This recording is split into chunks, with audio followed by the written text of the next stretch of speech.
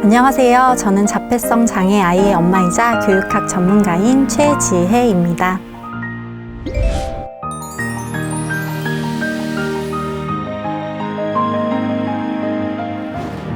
네, 안녕하세요. 저는 두 아이의 엄마이자 교육학 전문가로 인스타그램에서 느린 키움 뮤지엄 계정을 운영하고 있기도 한 최지혜입니다.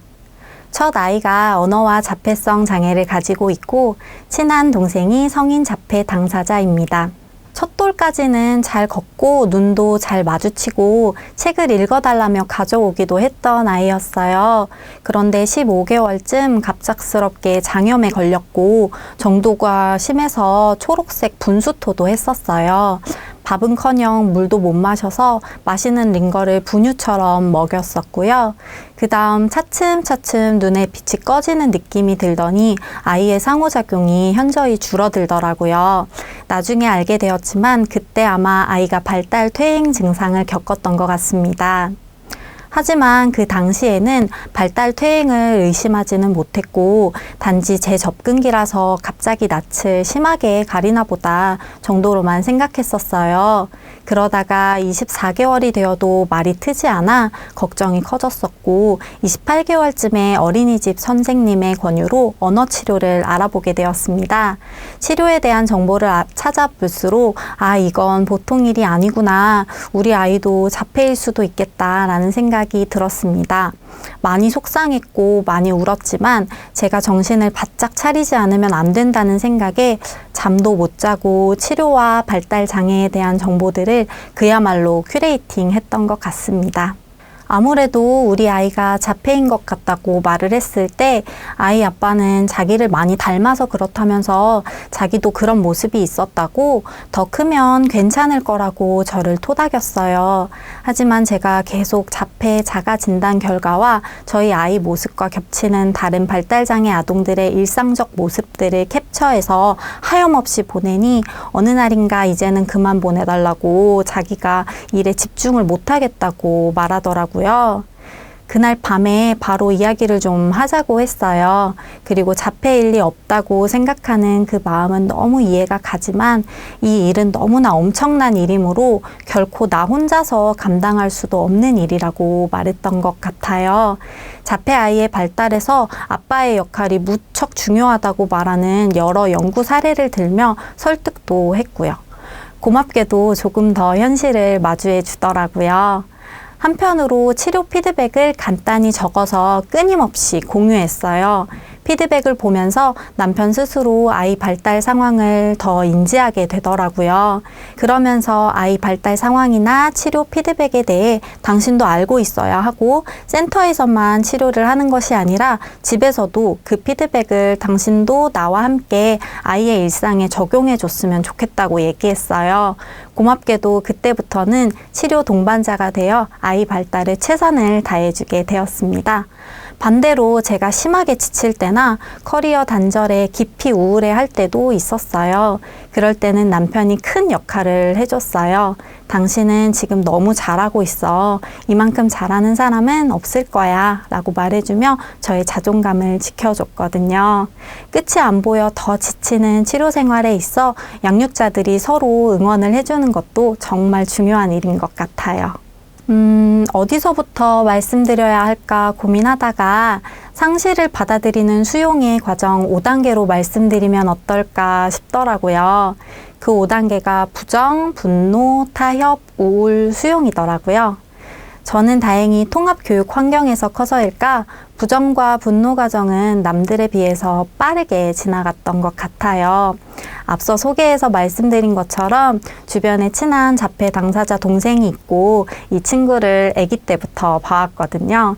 그래서 자폐를 부정할 수가 없었어요. 또 분노하지도 않았어요. 그 동생도 그랬기 때문에 저희 아이한테도 일어날 수 있는 일이고 어쩌면 그렇기에 자폐에 대해 그래도 조금은 알고 있는 나에게 우리 아이가 운 좋게 온 것이라고 생각하기도 했었어요. 다 통합교육 환경에서 큰 덕분이라고 생각해요. 대신 타협과 우울의 과정이 죄책감과 함께 조금 길었던 것 같아요. 내가 너무 넘겨짚는 건 아닐까? 증상놀이라고 보통 표현하는데 너무 자폐의 잣대로 아이를 보는 건 아닐까? 다음에는 아이가 요청하기 전에 너무 알아서 다 해주려고 한 내 탓 아닐까? 발달 퇴행이라는 게 있다는 걸 안 뒤에는 만약 장염에 걸렸을 때 바로 대학병원에 데려갔었으면 어땠을까 하면서 또 절 탓했어요. 나중에 알고 보니 이런 죄책감을 가지는 것도 타협의 과정이더라고요.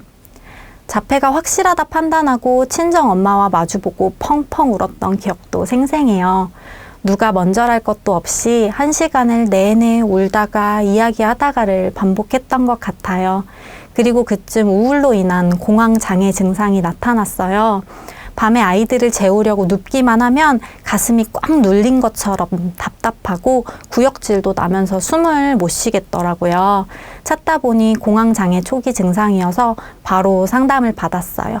이야기를 털어놓음과 동시에 마음이 가벼워지는 것을 느끼게 되어서 우리 아이 얘기도 다 털어놓자 다짐하게 되었어요.